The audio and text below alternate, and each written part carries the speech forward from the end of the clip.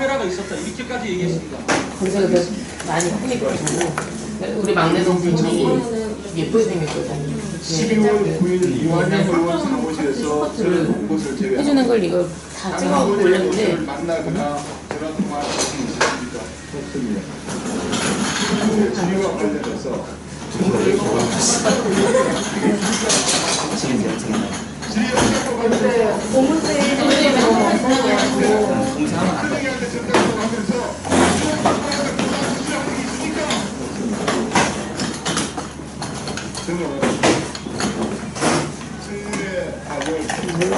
커트가 사람들이 관심을 많이 갖고 있는 커트이기도 했지만 조회수가 없어요. 제가 전공 표정이라는 만큼은 제 풍경심을 띄었습니다.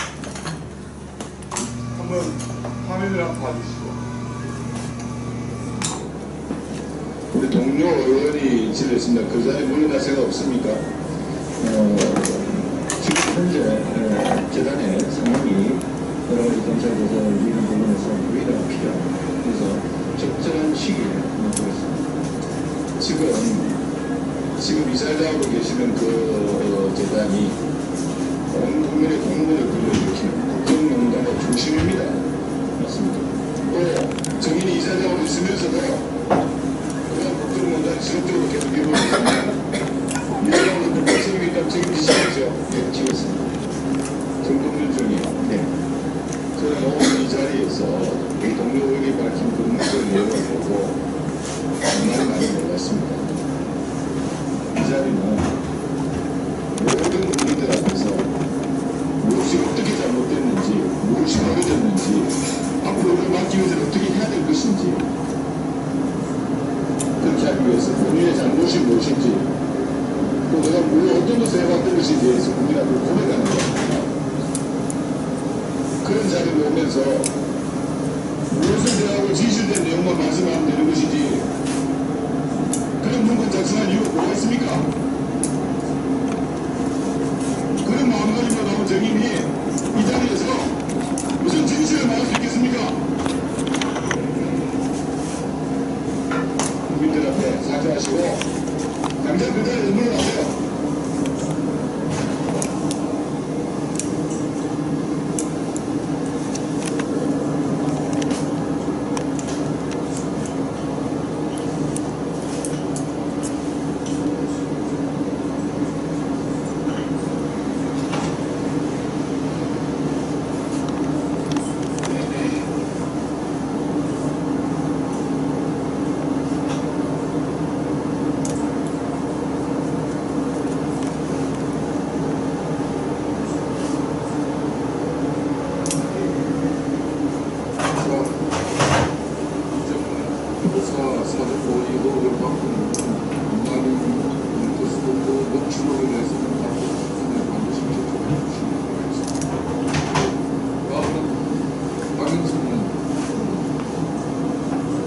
질문 전에요. 이사진에 지금 김한희 의원이 말씀하신 저희 국정조사위원회에 제출하는 게 그래서 그것을 제출해 주시고요.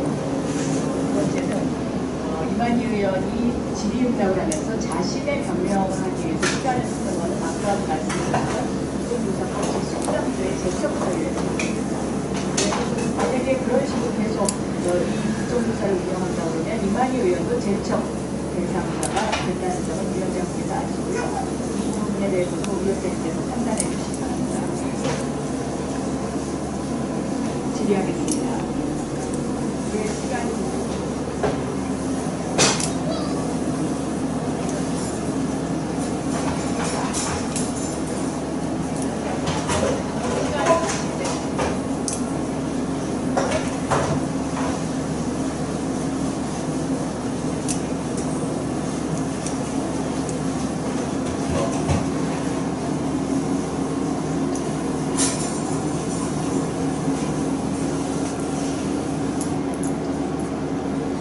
가면 갈수록 짧아져. 법률 미꾸라지의 대부라고 이야기하는 김기춘 비서실장이 벌써 좀 많잖아. 청문회 나와서 구령 민정비서관이 어떻게 들어왔는지 잘 잘라줘야지.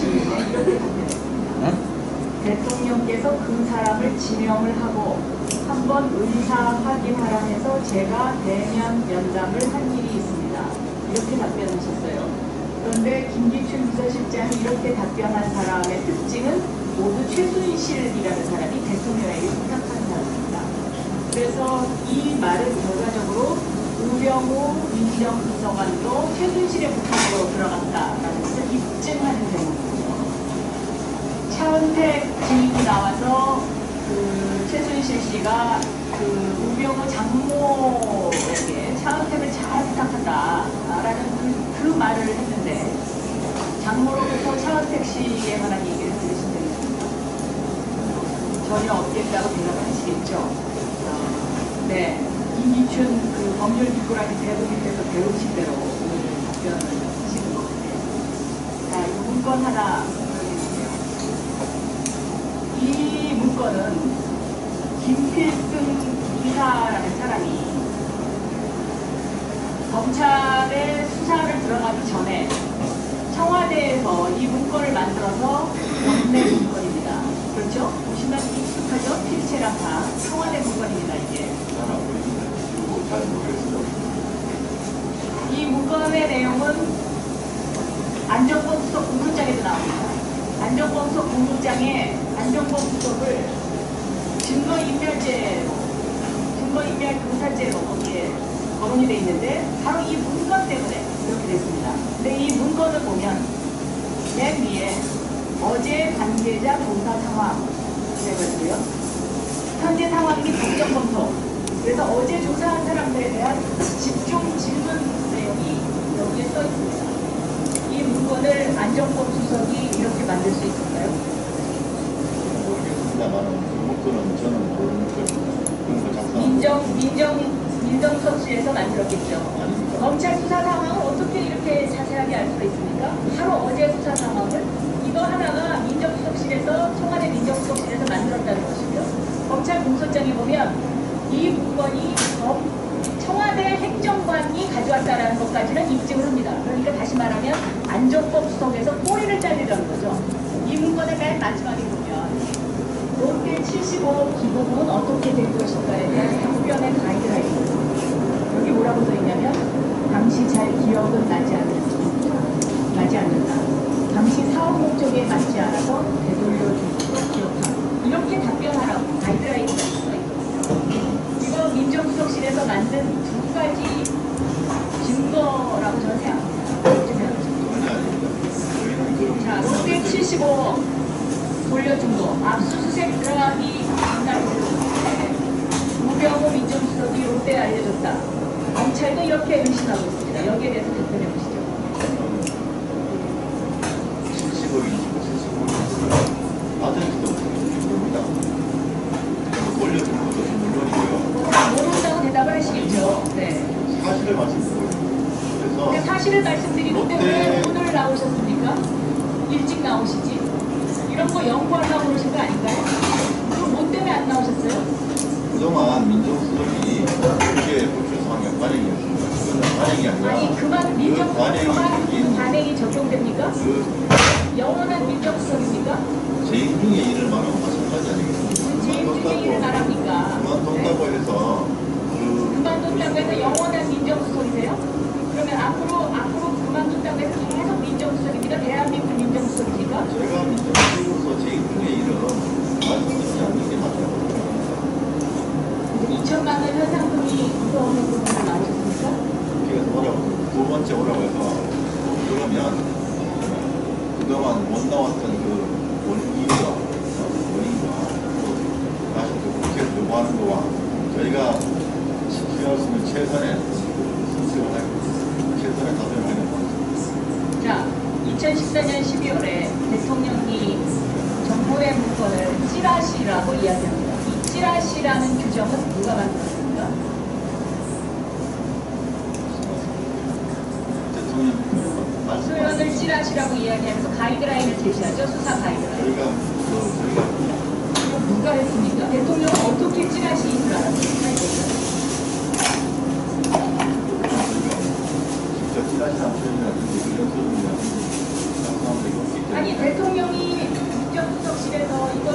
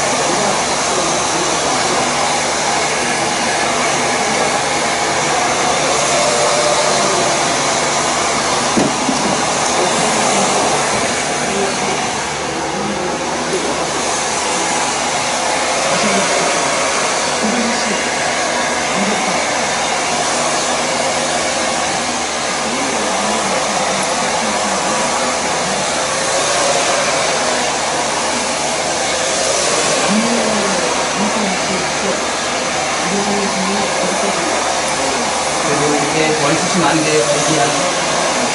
생머리이기도 하고. 네?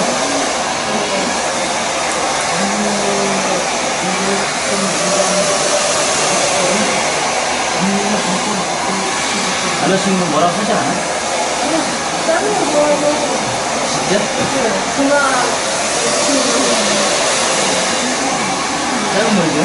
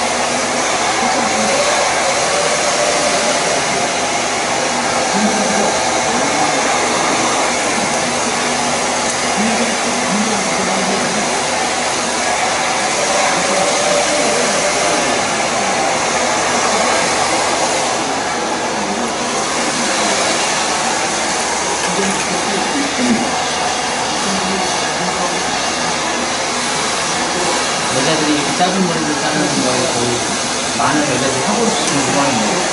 네?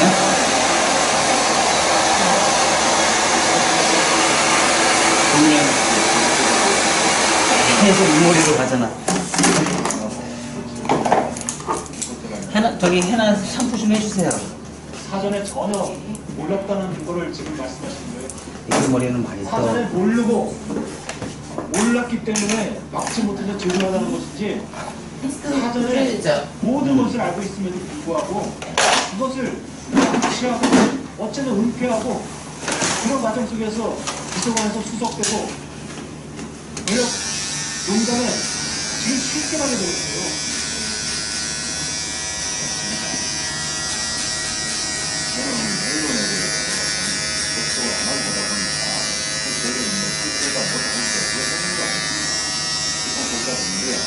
저는 그냥 인정 수급 수급한 거 이렇습니다.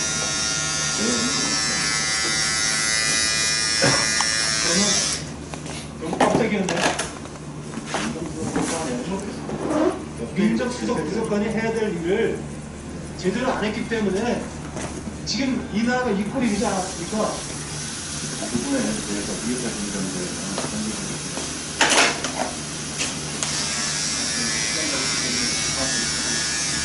네, 이익을 주었습니다. 다음은 조금입니다. 안민수입니다. 여기 오다 주시라는 이성호 씨. 잘못한 게 없어요? 이번에 더 공부하다고 말씀드렸습니다. 잘못한 게 있어요. 인정수석이었죠. 대한민국 국정농단을 사실을 몰랐다면 인정수석으로서 직무유기 없습니까? 업무가 미흡했다고 국민들이 우습죠. 국민들이 우습죠. 국민들이 부럽습니까? 정확히 국민들이 부럽습니까? 국민들에게 미안한 마음이라도 있습니까? 아니라고 말씀드립니다. 미안합니까? 미안한 것까지 하지 마시고. 지금 제가 이 상황을 미리 알고 조치를 하고 예방을 하고 있더라면 좋았을 텐데 그런 점은 어떤 점에 대해서는 대단히 죄송하게 생각합니다. 혼자가 모르는 죄송한데 왜 도망가고 있어요? 도망간 게 없다고 말합니다. 국민들이 웃었죠? 국민들이 혼란까지 들었어요. 판사가 그걸 알고 있었어요? 어떤 생각이 들었어요? 그 부분은 제가 어제 취재 변경을 위해서 유튜브에 MC가 스스로 복귀를 했는데 집을 코로나 걸린 거 어떻게 생각하세요?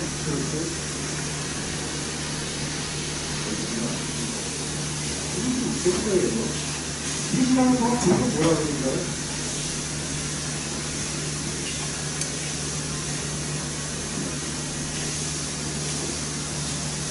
도피자는 어디서 보고 했죠? 어떻게 생활이 아니고 집을 떠나기 싶습니다. 영업 비밀입니까? 아주 그렇지 않습니다. 세월에 우병우 정인의 자식들이 하고 있었더라도 부서 방해하고 수가 방해하고 그거 방해하죠. 국민들이 있죠. 국민들이 바보가 국민들은 바보가 하는 거죠. 박근혜 대통령은 존경합니까? 존경합니까? 왜 존경합니까? 제가 인정 기금만 들어와서 인정수석이 된 이후에 이제 직접적으로 통화하면서 항상 저한테 말씀하신 게 속도와 분위기를 그런 식의 말씀하시고 그 진정성을 제가 믿어줬습니다. 박근혜 대통령은 어떤 사람입니까? 지금 방금 말씀드린 그런 분으로 전화 나오고 훌륭한 사람입니까? 그래서 제가 볼 때는 그랬습니다. 조금 훌륭합니까? 아주 훌륭합니까? 어쨌든 제가 느끼기에는 김기춘은 어떤 사람입니까? 제가 실생활을 멋있던 사람입니다. 존경합니까? 모르겠습니다. 김기춘, 박근혜를 존경하는 우병우 정의는 최순실을 모른다고 합니다. 존경하는 두 사람이 국정농단을 함께했던 최순실을 우병우 정의는 모른다고 합니다. 이 모르는 것이 영업비밀입니까? 최순실을 모른다고 하는 것이 비밀입니까? 김기춘하고 작전했죠. 당신들의 영업 비밀은 누구를 위한, 무엇을 위한 비밀입니까? 국민들 우습게 하지 마십시오. 조유혁 대위, 공항에 누가 마중 나왔습니까? 부모님이 나빠져요. 엄마, 아빠, 또 어머니 아버지예요. 김우상 의원 안 나왔습니까? 나왔습니다.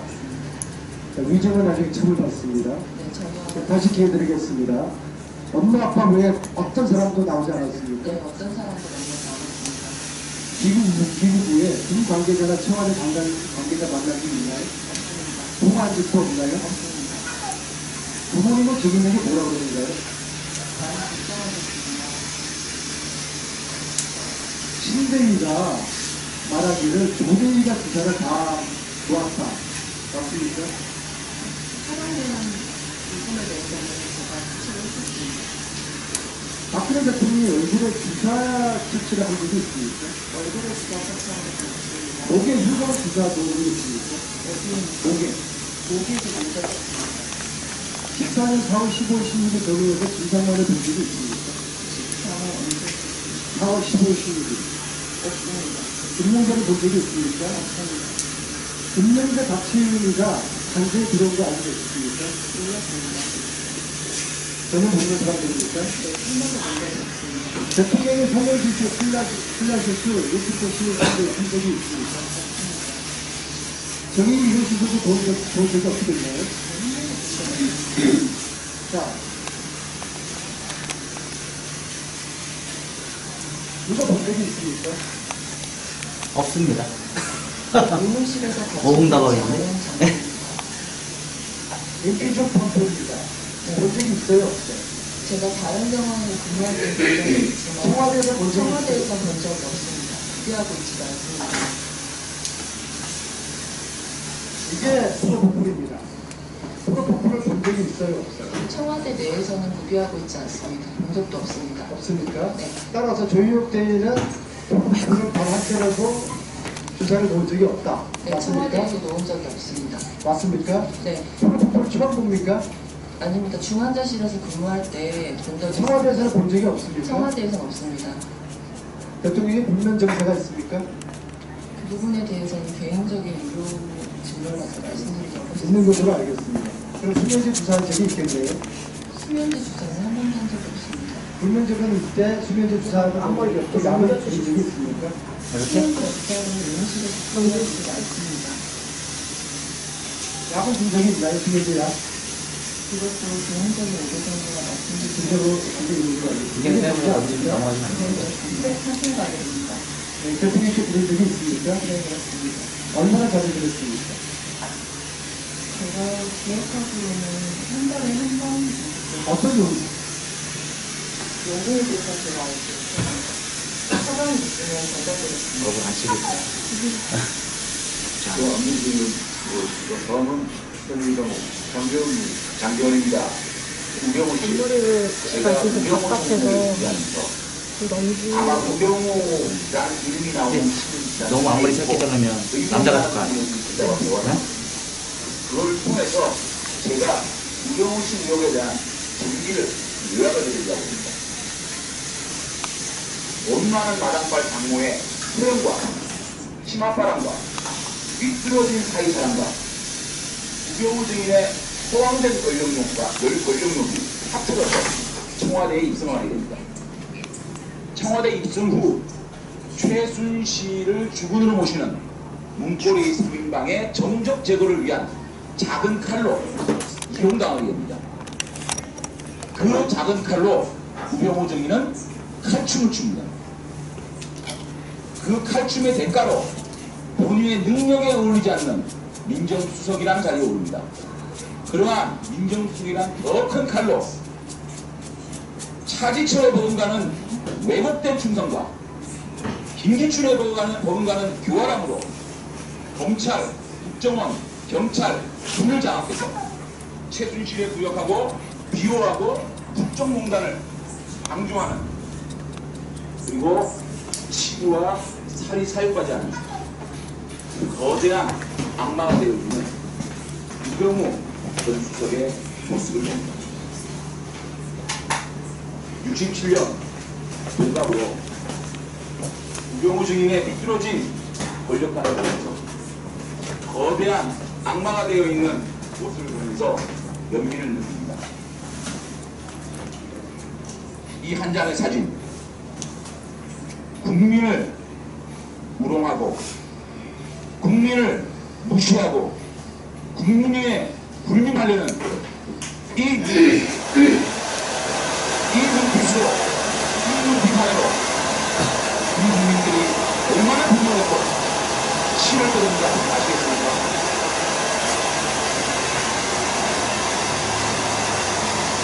이 한 장의 사진입니다.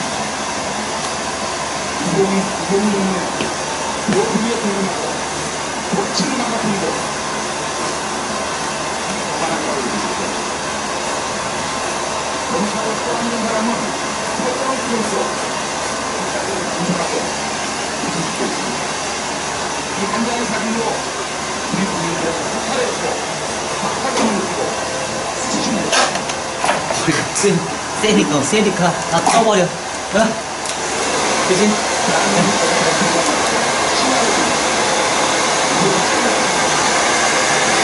그래도 예쁘다.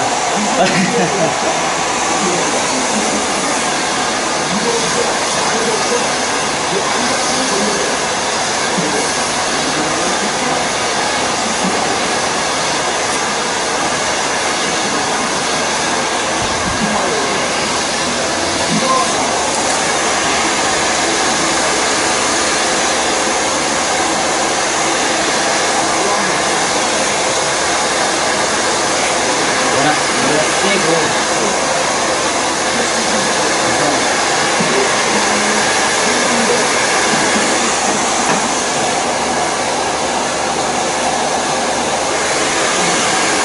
여기가 제일 큰데? 어? 그 일부러 꼭 뜯어가는 것보다 여기가 제일 큰데? 조금 더 넘어와가지고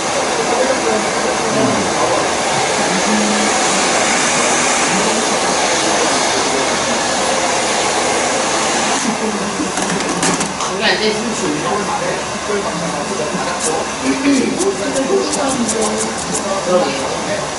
어저께 진짜 무겁고